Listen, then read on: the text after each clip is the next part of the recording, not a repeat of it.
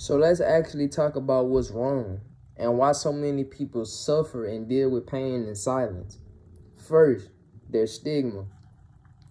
A lot of people believe that having anxiety, depression, being lonely, or just sad, or any mental health condition just means that you're weak or broken.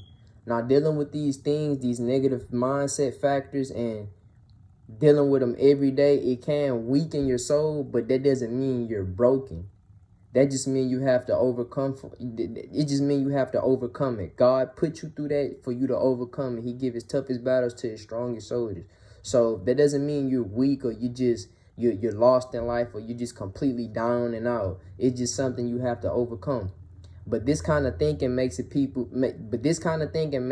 afraid for people like to speak up or just ask for help because people are just stuck in that mindset. That's why I say get help to the right person as soon as you can. Second, there's access. Many health services can really be expensive, especially if you don't have good insurance.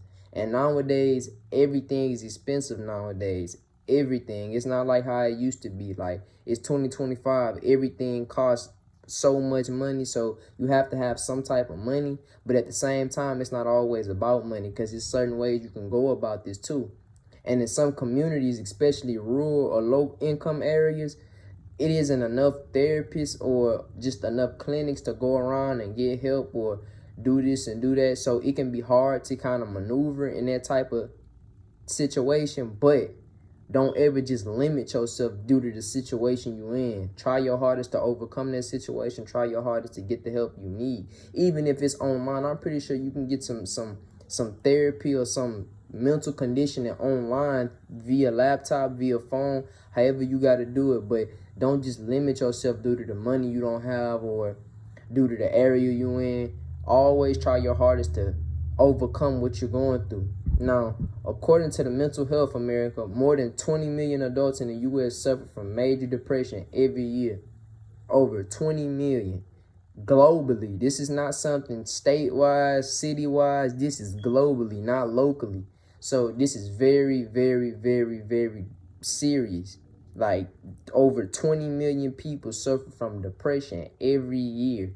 20 million. That's a lot of people that's going through mental battles and mental blockages and spiritual blockages too, not even just mental. This is something that should be taken very serious.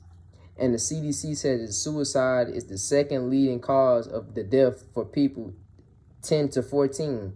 So let me repeat that. The CDC says that the suicide is the second leading cause for death for people age 10 to 14. So people 10 to 14 are really killing themselves. Not everybody, obviously, but a lot of people worldwide are killing themselves from the ages 10 to 14 due to depression or mental illness or this or that, or just any mental or spiritual blockages. It can be due to bullying, harassment, abuse, whatever the case is, but this is something that need to get taken very serious because people are killing themselves.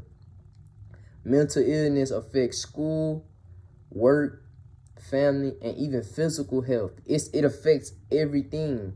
That's why you have to get the help you need. And when people don't get help, the consequences can be very tragic. It leads back to suicide.